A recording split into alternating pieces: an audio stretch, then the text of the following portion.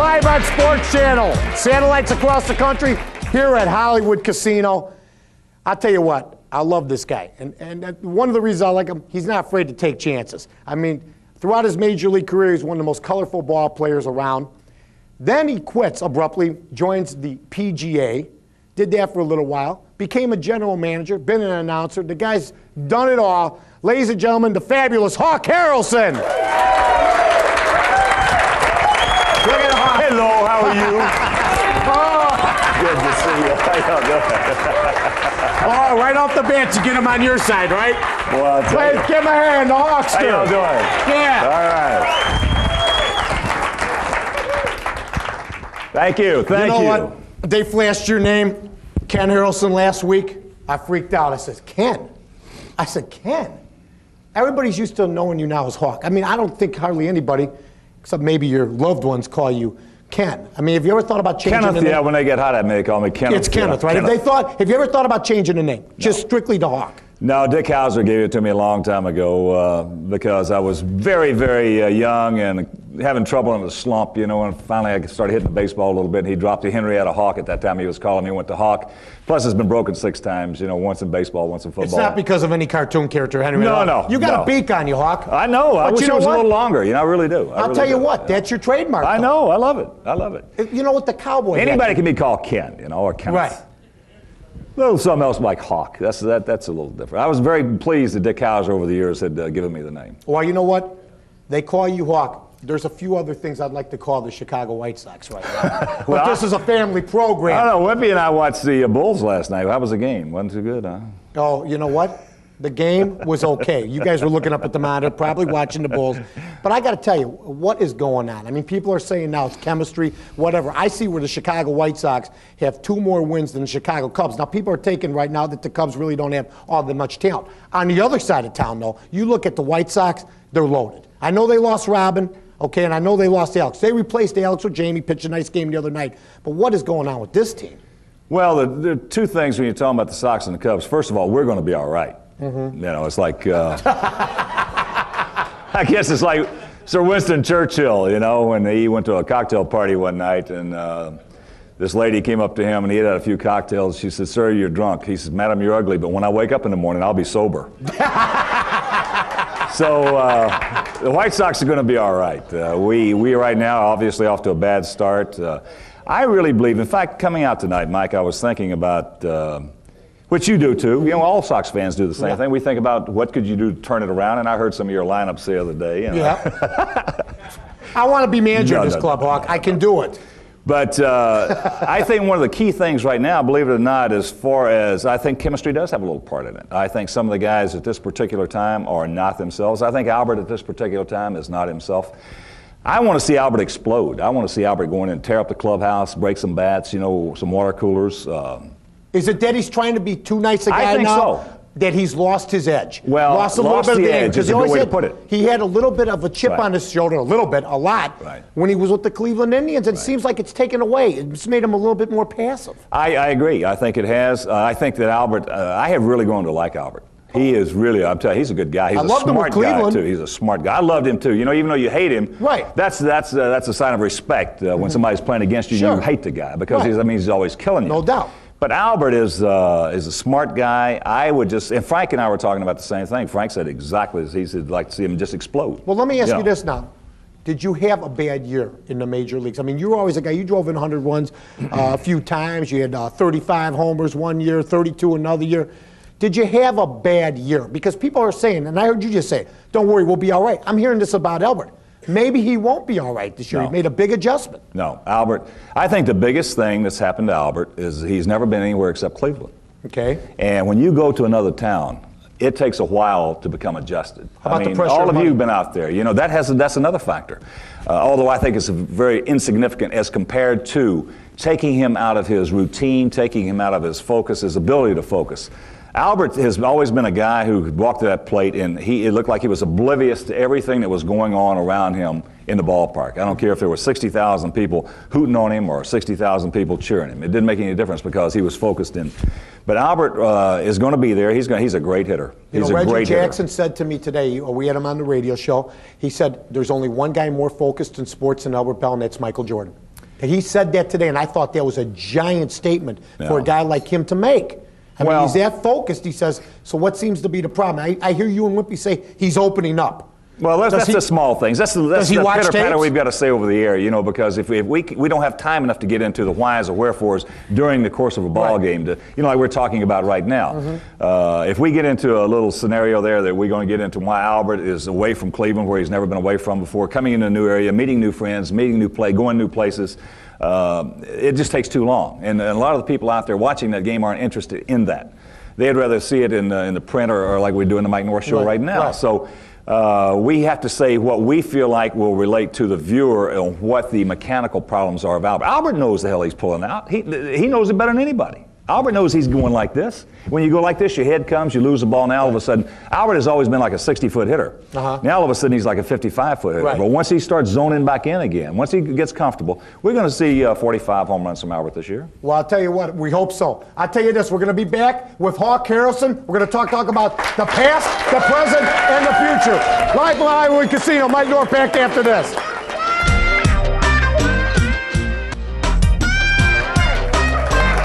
Back at Hollywood Casino, Mike North with the fabulous Hawk Harrelson. And Hawk, let's just get personal for just a brief minute, okay? Nobody knows too much about the Hawk Harrelson, okay? The situation with your family. How long you been married? How many kids you got? Mike, I've been married 21 years, and my wife, Eris, actually saved my life. You know, when I met her, I retired from baseball and had gone into golf. And I had a pretty good baseball career. And I went into golf, and that was a big mistake. I got $225,000 worth of canceled checks to prove I can't play golf. You know? So it cost me a lot of money, you know. And I'm like Pearsall, I got papers. I'm certified. That's exactly right. But I met my wife. At the time I met my wife, I was almost 180 degrees different than I am now. I was going out every night to the bars, getting in fights, and somebody's going to kill you if you do that long enough. You know, you're going to run up against somebody that's just going to kill you. So that wasn't working out. But anyway, I loved my wife so much. We were dating, and because of my respect for her, I realized if I didn't change, I was going to lose her. So I changed, and we got married, and we have a 21-year-old daughter named Krista, who's a junior at Florida State. We have a 19-year-old son, Casey, who has got a chance. In fact, he's as long, if not longer, than Tiger Woods or John Daly with a golf ball. So we have a wonderful family, and it's just been a revelation for me to have turned around and gone 180 degrees from where I used to be when I was single. Well, you know what? The thing that I like about you, though, is you have stones. I mean, regardless of whether you make the right decision or the wrong decision at the end, you went out on the golf circuit when you were one of the best baseball players in America. I understand that it was a leverage type of thing with you. They weren't going to give you probably what you wanted, so you said, you know what? The heck with you, I'll go on to PJ. You learned that wasn't the deal, fine. Then you're announcing. Everything's comfortable with you as an announcer. And you say, you know what, Jerry? I can be a general manager. That ended up to be, as people perceive it, a mistake. I contend if Hawk Harrelson today wanted to be a general manager, you do things differently and become successful because you had the one swing. Well, I appreciate what you're saying, but nobody ever called me smart, you know, just because you make those decisions. Right. You know, it's just like you. You have taken some challenges on, and you have met them head on, and that's what life is about. It really is. Even to this day, I still enjoy playing competitive golf. I play in a few tournaments every year because of the competitive edge that you have to keep, and it's good for you. You know, you up until lately, you've been playing softball, and you go out and play basketball with the guys. You go out and somebody wants to dance with you, you'll dance with them. You know what I'm talking about? So, I mean, those are things that you maintain, and I think people relate to and like people who retain some of their childlike qualities, and I believe that one of the fallacies and one of the tough things about life as you get older, they call it maturity, but I think that as maturity grows, sometimes the childlike qualities diminish. And I love my childlike qualities that I have retained. I love to go out and have fun with my son. It's just a different way now of going out and having fun. But no more bar fights. You're playing golf. No, that's the last thing in the world I want to do. You know, but the thing about like baseball, I love baseball right now more than I ever have in my whole life.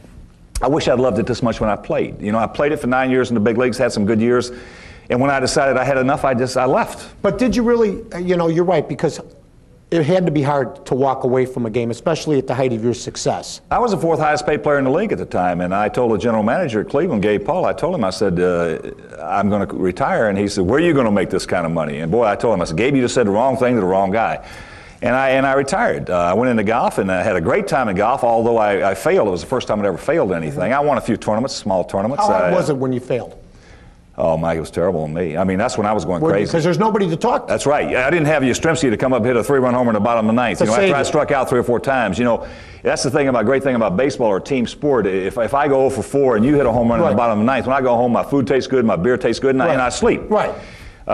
In golf, you go out and shoot 72, 73, you got nobody to pick you up. I mean, you got to go home, you got to sleep on this, and if you shoot 72, 73, half the field don't care, and the other half wish you shot 80. Yeah. So it's a very lonely existence out there. And I was not used to that because I've always been a team-oriented guy and a team sport guy. And when I got out there, I learned a lot about myself. And I learned that I was no different than anybody else. I used to think I was something special, you know, when I was a baseball player and All-American basketball player and a boxer and all that stuff. And I thought I was a cut above. Is that how you got your nose broken 6 times? Yeah, 4 times. And what happened the other 2 times? When they swung, I couldn't get it out of the way, I mean, if you're going to hit me, where the hell do you think you're going to hit me? That's exactly right. That's like a giant target, right? I know. I couldn't help it. Yeah, you know what, though? You learn from your mistakes and stuff like that, and things have gone great for you. I mean, you become like another institution in this town, and I see a great announcing team in you and Tom Paciorek. Just like there's one on the north side with Steve Stone and Harry Carey. But there are vast differences between the 2 guys. I mean, Harry, to me, is a consummate entertainer. Stone teaches a little bit of the game. You and Wimpy, you guys have the banter going. It seems like you guys have a better chemistry than Steve and Harry. How long did it take you to get that chemistry with Wimpy? Immediately. Tom Paciorek, I'll tell you what, Big Bob, the Duke, the Whimperoo, is one of the greatest guys I've ever met. He is the kind of guy that he is a loving person. He's got compassion. He loves the game of baseball. He knows the game of baseball. Everything is always all right with Wimpy. I walk into the booth some days and I'm moody. I come in there, I'm not feeling real good, and all of a sudden I'm with Wimpy for 5 minutes and I feel great. Right. And that's the kind of guy he is. He's just an up guy. Wimpy will go out. All he needs to exist in life is a lot of food. Right, no doubt. A golf cart, golf course, plenty of golf balls, and a mirror. That's all he needs. Wimpy, I bought him a mirror the other day, put it right there beside where his broadcast booth is, and put it right on the side. Unfortunately, it fell down and broke, but he was loving it. He'd be doing the game, he'd look over and he'd start talking to himself, He doesn't need anybody. But he is a joy. He is wonderful to work with, and I've been very fortunate in my life. I worked with Dick Stockton. I worked with Don Drysdale, who was like my brother, and come over here, and all of a sudden, you work with Tom Paciorek, right. and we have a great time. And I think that's one reason that we have had a great rapport with the fans. First of all, everybody calls us very biased announcers, which I love that. I do. First of all, I'm a White Sox fan. I want the White Sox to win. We don't gild a lily, we don't color different things, different colors. If a guy screwed the play up, we say he screwed the play up. But on the other side of that page, we want the White Sox to win. Right. And I don't care, when I get a letter or an email from somebody saying you're a biased announcer, to me that's a compliment because of the fact, I'm not doing this thing for Cub fans. Right. I'm not doing this thing for other fans who happen to be watching our game over, Sports Channel or WGN. We're doing our broadcast for White Sox fans. Well, I'll tell you what, we're going to talk about White Sox fans. We're going to talk about Harry Carey, Don Drysdale, with Hawk Harrelson, live from Highland Casino back after that. Yeah! We're back at Highland Casino with Hawk Harrelson. Mike North there, and I'll tell you what, Hawk. I have some very dear friends, including the people here that work on the show with me. Jesse Rogers, Jerry Riles, John Suntress, they're very close with me, and the guys I grew up with. What did it do to you when Don Drysdale passed away? And how long did it take for you to recover? It was tough. That's the toughest thing I've ever had to say over the air. When Jack Gould walked into the booth and gave me the UPI report that Don had a heart attack and died, he was great. I don't feel bad for Don. I love the guy. Don was 56 years old when he died. Don had a great life. He was a man's man, as you well know. Right. What I felt bad about was for Annie and the kids. Right. Especially the kids, because they would never have the opportunity to know what a great father and how a respected man he was. You can read all the books and look at all the tapes that you want to, but they were going to miss that contact and that personal relationship with their dad. And that's what hurt me the most, because the fact I knew Don had turned his life, Annie had turned Don's life around like Eris turned mine around. Don go out, get drunk. Oh, yeah. Get in a fight every night too. Sure. And he met Annie, and he all was of a sudden, that way on the ball field that's too. exactly right. You know, you couldn't back him up with a jacksaw. You know, and so Annie turned him around. Has turned his whole life around. And they had you know, DJ, and they had Drew, and they had Darren, and he changed. And so when he died, it really hurt. I mean, up until lately, you know how time passes, and there for the first couple of years of his death, there was probably never 2 days in a row that went by that I didn't think. You know what? He came to mind the other day. I was appalled at a couple of the White Sox players jumping all over Carlos Castillo for throwing at, or supposedly throwing at, Derek Jeter. I found it shocking to me because I remember Don Drysdale. I remember Don Drysdale. I remember Bob Gibson, Marichal. I mean, guys like that throwing at guys to back them off the plate. I haven't seen enough of that in White Sox pitchers. And I thought about Don Drysdale and what Don Drysdale would have said to those White Sox players that said that. I think it's important that a kid like Carlos Castillo establish himself in Major League Baseball. And once in a while, you got to back a guy off the plate. I'll tell you what, Don would have loved it. He would have endeared himself to Don, you know, for a long time. Because, and you're right, I'm not saying you got to hit guys. Or, you know, the game has changed, and I'm not saying we were right and these kids are wrong. But does that tell you about versa. the makeup of this White Sox team when a couple batters are worried about whether this guy hits Derek Jeter or not? No, not really. I'll tell you what, we have a very competitive group. They are laid back to a degree. You know, Tony Phillips is one of my all-time favorite players. He's one of mine too. I know, I've heard you. You know, he's the best. Tony Phillips to me is one of the best competitors I've ever seen. I really, again, using the weather, using the slow start, you know, why the ball club is not playing well right now, you can bring all those things in. I think the biggest reason has been Robin. No doubt. Robin Ventura, who now has endeared himself to me as my favorite player on the club, is like having another manager out there on the field. Robin had that ability and that facility to go over to the pitcher when he was in the jam and say the right thing to him. Whether it be a one-line joke or a one-liner or whatever it may be, or tell him exactly what was going on. He had that ability. And all of a sudden you take his left-handed bat plus his leadership out of that clubhouse. And unfortunately in today's game, the chemistry aspect of winning at the major league level in baseball, basketball, or football is getting bigger and bigger and bigger. And when we lost that part of that chemistry that Robin's void left us, it's hurt. And I don't think the club's really recovered from it. Let's talk a little bit about announcing once again. I contend you'd be even a bigger broadcaster and a bigger celebrity in this town if not for the gentleman on the north side, Harry Carey. I hear you guys every game. I watch you every game. I love you. But there's those times when the White Sox completely suck that you stop short. And you know what I'm saying? You'll stop short and you'll say, I want you to say, Wimpy, what's going on with this baseball team tonight? You want me to say. These guys are horrible. We're Harry. Mike will tell you what he wants you to say. You know what? Where Harry will come out and say, oh, cripes, what the heck's going on with McRae out there? Right.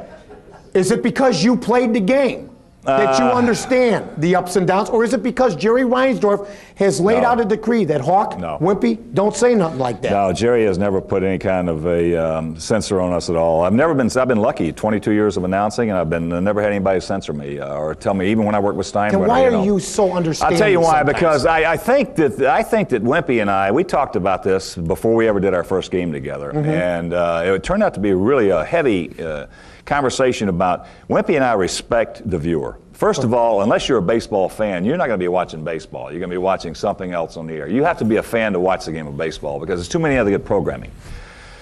If that's the case, if you're going to watch it, you know something about it. Right. And what Wimpy and I try to do each and every telecast that we go in, this has been, 7 years now, almost 8 years, is we give the viewer the benefit of the doubt of knowing what the hell's going on. But you know, it's comforting to us if Hawk Harrelson says something because now it legitimizes what we're feeling. I'm going to tell you something. You're going to learn in another year or two.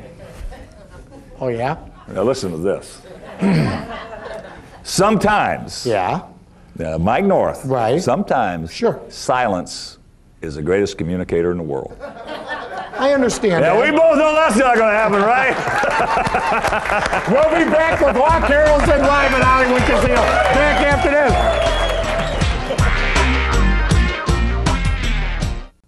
They say clothes make the man, but who made the clothes? Clothes for Mr. North and Mr. Central is courtesy of Eurodirect Fine Men's Clothing in Bensonville. Mike North live at Hollywood Casino with Hawk Harrelson. Hawk, I guess, how old a guy are you right now? 55. Boy, I'll tell you what, we had Will Chamberlain last week at 61, Hawk Harrelson at 55. They probably both, before they got married, had the same amount of women, right? I don't want to get into that. But he looks good, doesn't he? 55 years old.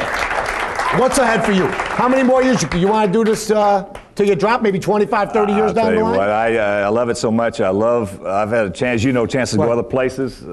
You couldn't pull me out of here with a backhoe. I'm telling you, Chicago. I love it. I love the White Sox. I love the fans. I love the city. It's the greatest sports city in the world. Mm-hmm. I mean, where are you going to go to beat this? Well, I'll tell you what, I wouldn't mind right now being in Atlanta with the baseball team going 15-5. No, all kidding aside, you're right, Hawkin. I'll tell you right now, I think that the Sox can come back. Do you think they can challenge? They're looking sloppy in the field, at the plate. Can they put it together? That's the only thing that scares me is the defense. Yeah. That's the only thing that scares me. Everything else is going to fall into place, but if you can't catch the baseball, you can't win. Well, I'll tell you what, Hawk, we appreciate you coming right, out to Hollywood to see us tonight. Thanks, man. Hawk Harrelson.